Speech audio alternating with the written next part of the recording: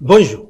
Macron est à la France ce que l'herpès anal est au coureur cycliste. Ça fait mal au cul et c'est extrêmement difficile de s'en défaire. Il s'agit d'une de ces maladies politiquement transmissibles qui attaquent depuis des décennies notre organisme collectif, affaibli au point que même cet équivalent symbolique du coliforme fécal représente aujourd'hui dans une France en état de dégénérescence avancée un danger potentiellement mortel. Jadis, nos anticorps sociaux auraient descendu Jupiter de son Olympe méprisant avec quelques bonnes roustes, échelonnés de la maternelle au service militaire, et il aurait fini vendeur de lessive stagiaire auprès de la mère de nid, en commençant par faire les nœuds pour le nouvel homo, si cher à Coluche et LGBT avant l'heure, dans les réclames de l'ORTF. Nonobstant le fait que la France dispose d'un cheptel caprin conséquent qui pourrait avantageusement remplacer une partie de l'Assemblée nationale pour moins cher tout en produisant du fromage, arriver à nous faire croire qu'en dépit de toutes les personnes de valeur qu'est capable de produire un pays de 65 millions d'habitants, le fait qu'on se retrouve systématiquement avec des Hollande, Sarkozy et autres Macron est le résultat d'un processus démocratique,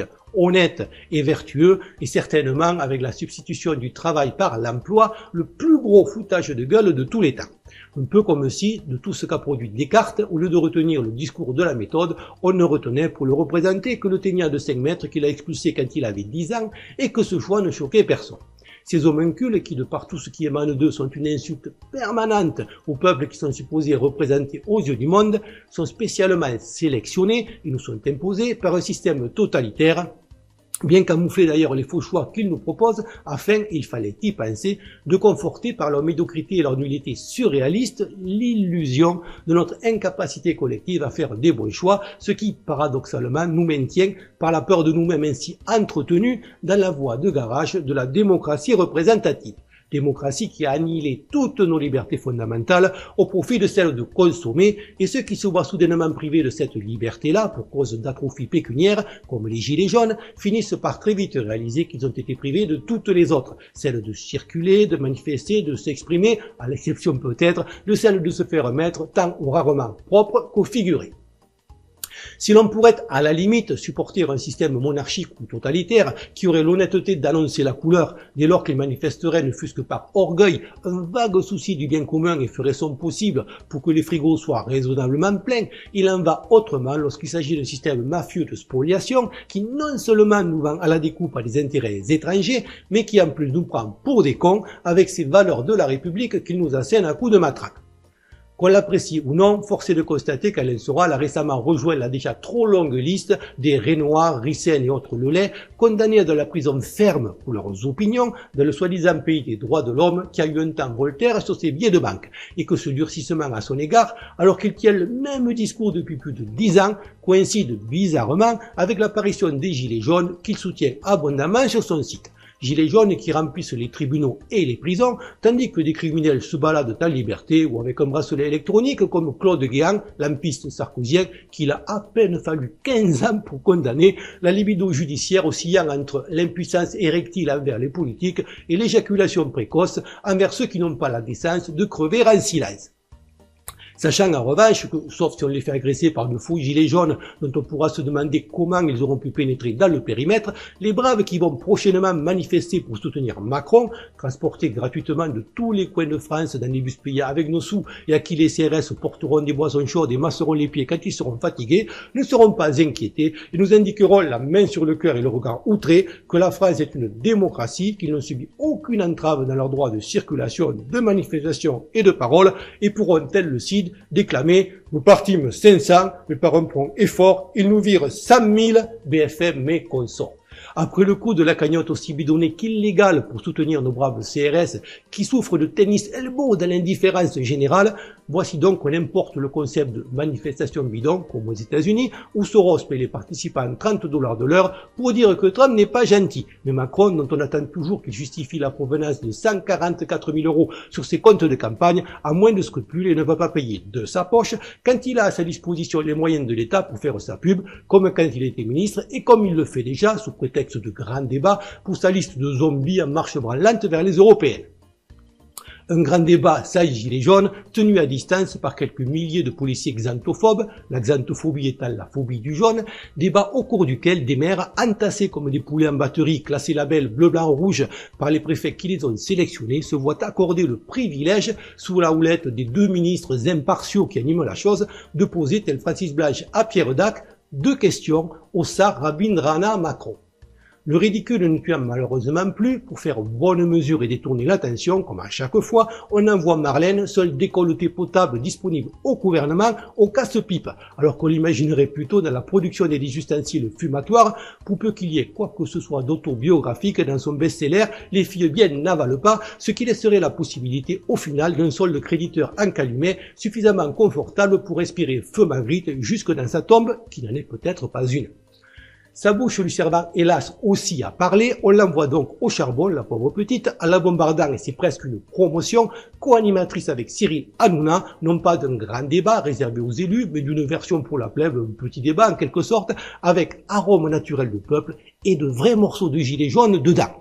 Peut-être aurait-il été plus judicieux, en termes d'audimat, de remplacer Hanouna par Jean-Claude Van Damme, compte tenu de la dynamique déjà observée entre les deux personnages, mais la chose aurait risqué de lever de vrais lièvres en forme de singularité cosmique, ce qui n'est pas non plus le but de l'exercice. Macron n'est qu'un domino, mais c'est ce domino qui doit absolument tomber si l'on veut faire tomber tous les autres. Le teignant Macron, un bon parasite, n'a aucun amour propre, et tant qu'il sera à l'abri des vermifuges et derrière un cordon de CRS, restera contre vents et marées. Il n'est qu'à voir comment il s'accroche à son bureau sur sa photo officielle, car même si le système perd de l'argent à cause de lui, du fait de l'explosion en vol de l'alternance bidon gauche-droite, le D-Système n'a rien ni personne d'autre à opposer au terrifiant RIC pour garantir la poursuite de son entreprise de spoliation.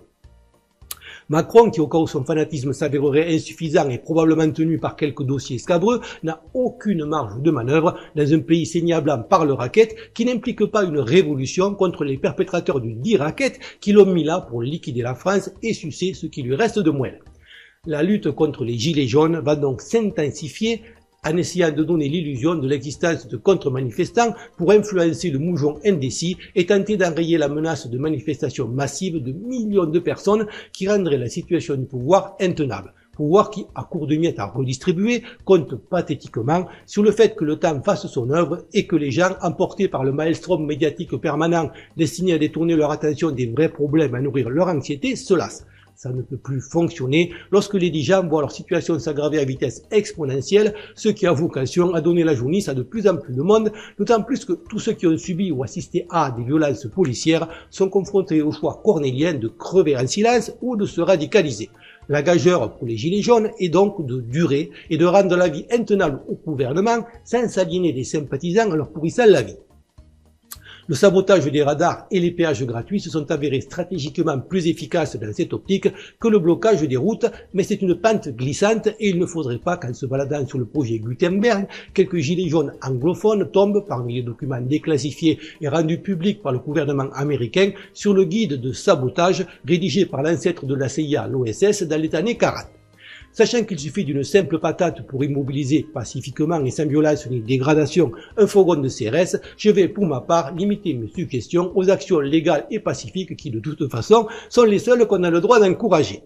Les forces de l'ordre sont le seul rempart qui permet aux parasites qui nous gouvernent de se maintenir. La priorité est donc de les fatiguer et de les user moralement et psychologiquement. J'ai quelques idées sur une campagne de clips pour les démoraliser, que je ne peux hélas réaliser tout seul, faute de temps, de matériel et de figurants, mais si vous êtes bien impliqué dans les gilets jaunes et que l'idée vous intéresse, faites-vous connaître dans les commentaires. Il faut également varier les actions et en annoncer en semaine, sans dire le jour, certaines pouvant par ailleurs être bidons, pour obliger le déploiement permanent, intenable sur la distance, d'un grand nombre de forces de l'ordre qui en outre devront surveiller H24 tous les lieux de pouvoir, préfectures, hôtels de ville, centres des impôts, journaux, médias, loges maçonniques sur l'ensemble du territoire. J'ai entendu parler de manifestations de nuit, c'est dans l'esprit. Si l'on veut être taquin, un parcours dans le 9-3 sous le leitmotiv « Les banlieues avec nous », avec à l'arrivée un Michoui géant au Stade de France, qu'on envisage discrètement privatiser lui aussi, serait un cauchemar pour le gouvernement qui risque l'émeute s'il coupe les transports ou s'il envoie massivement des CRS dans le coin.